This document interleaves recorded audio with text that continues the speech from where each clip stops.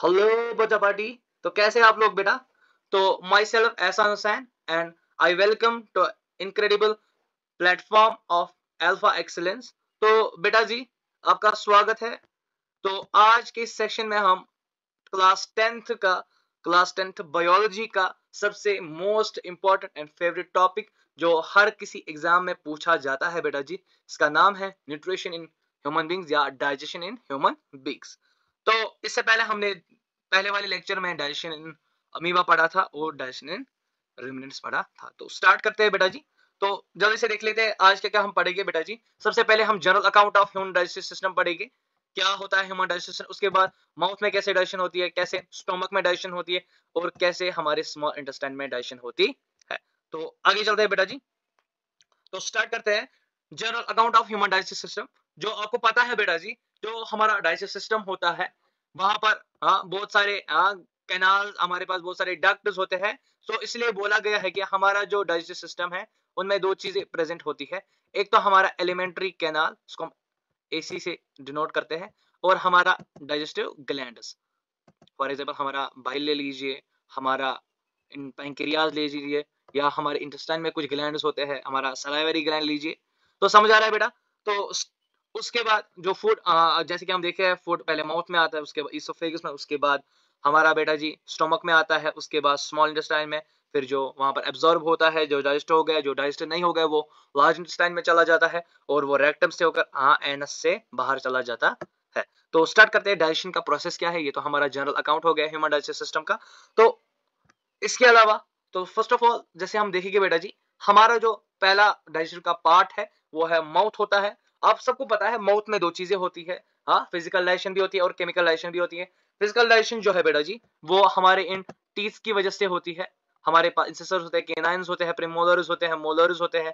तो ये जो हमारे टीथ है ये अलग अलग टाइप के होते हैं, इसलिए हम सबको हेटेरोडोंट बोलते हैं सब, क्योंकि हमारे जो टीथ होते हैं बेटा जी वो सारे क्या होते हैं, डिफरेंट होते हैं।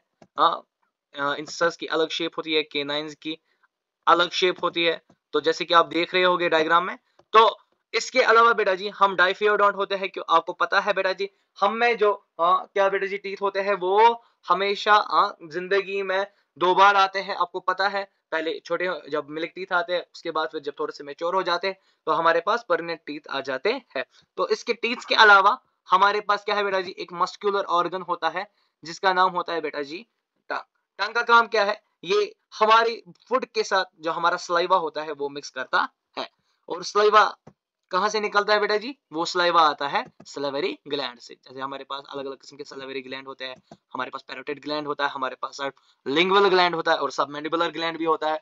तो वहां से बेटा जी जब हम खाना खाते हैं तो हमारे माउथ में क्या होता है, जो हमारी शुगर्स होती है, जो हमारी कॉम्प्लेक्स शुगर होती है, वो हमारे अमाइलेस यानी जो हमारा सलाइवा है उसमें एक एंजाइम प्रेजेंट होता है जिसका नाम अमाइलेस, या जिसको हम टाइलिन भी बोलते हैं। उसकी वजह से क्या होता है बेटा जी, वो सिंपल शुगर्स में कन्वर्ट हो जाता है।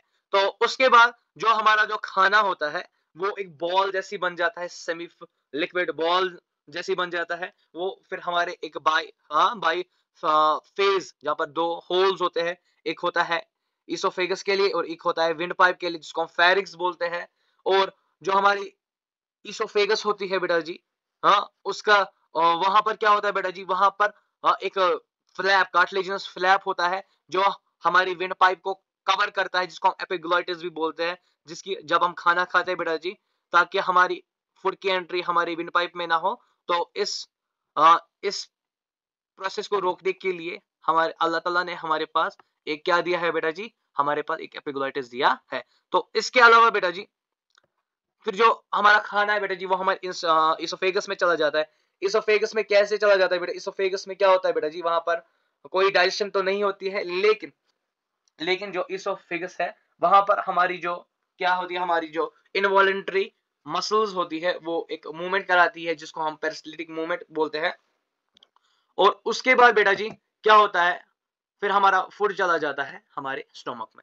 स्टोमक में, तो अगर हम थोड़ी सी पहले एनाटॉमी देखें स्टोमक की, ऊपर वाली पार्ट को हम कार्डियक रीजन बोलते हैं, और नीचे वाले को हम पाइलोरिक रीजन बोलते हैं। और यहाँ पर दो स्फिंक्टर्स यानी दो वाल्व्स प्रेजेंट होते हैं, ऊपर लोअर इसोफेगल स्फिंक्टर और नीचे वाला जो है वो पाइलोरिक स्फिंक्टर होता है।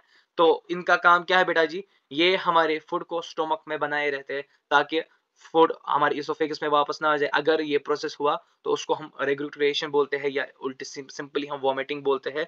और जब तक हमारा जो खाना है वो छोटे छोटे पार्ट्स में नहीं बढ़ जाता है, तब तक हमारा जो खाना है वो हमारी स्मॉल इंटेस्टाइन में नहीं चला जाता है। तो इसके अलावा हमारे जो स्टोमक है वहां पर आपको HCl देखने को मिलेगा। HCl का काम क्या है बेटा जी, एसिडिक है, एसिडिक एनवायरनमेंट प्रोवाइड करता है। और उसके अलावा हमारा जो म्यूकस है, म्यूकस का काम क्या है बेटा जी, म्यूकस का काम क्या है, ये हमारी वॉल्स ऑफ स्टोमक को एक एल्कलाइन लेयर से ढक देते हैं ताकि हमारा एसिडिक जो एसिडिक एनवायरनमेंट है हमारे हाइड्रोक्लोरिक का, उससे हमारे स्टोमक को बचा सके। और हमारे पास होता है पेप्सिनोजिन, जो फिर एसिडिक होने के बाद पेप्सिन बन जाता है। इसका काम क्या है बेटा जी, ये प्रोटीन्स को प्रोटियोसिस और पेप्टोन्स में कन्वर्ट करता है, प्रोटियोसिस और पेप्टोन्स में कन्वर्ट करता है। और जिसके साथ हमारा ये सिम एसिडिक फूड होता है, इसको हम बोलते हैं बेटा जी काइम। क्या बोलते हैं बेटा जी, काइम। तो बेटा जी उसके बाद हमारा जो फूड है वो ये जो काइम है हमारा वो चला जाता है बेटा जी हमारे स्मॉल इंटेस्टाइन में।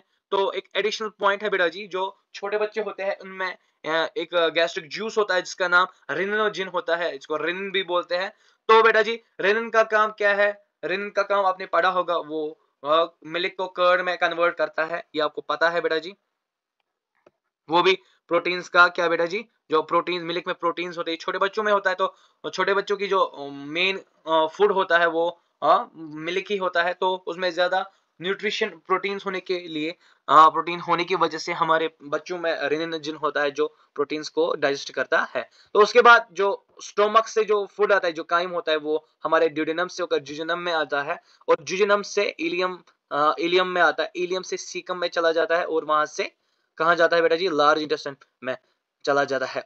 लार्ज इंटेस्टाइन में वही फूड जाता है जो क्या होता है बेटा, जो अनडाइजेस्टेड। और जो डाइजेस्टेड होता है, जो सिंपल मॉलिक्यूल्स में यहाँ पर ब्रेक डाउन हो जाता है बाय इंटेस्टाइनल जूसेस, उसकी वजह या हमारे पास आते हैं बाइल साल्ट्स आते हैं, यहाँ पर पैनक्रियाटिक जूस आता है, तो यहाँ पर फिर वो एब्जॉर्ब हो जाता है।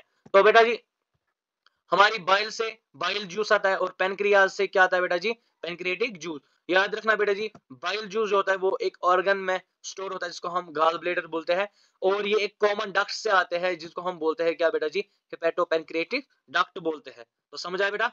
तो उसके बाद देख लेंगे इसका फंक्शन क्या है, इसकी फिजियोलॉजी क्या है बेटा जी।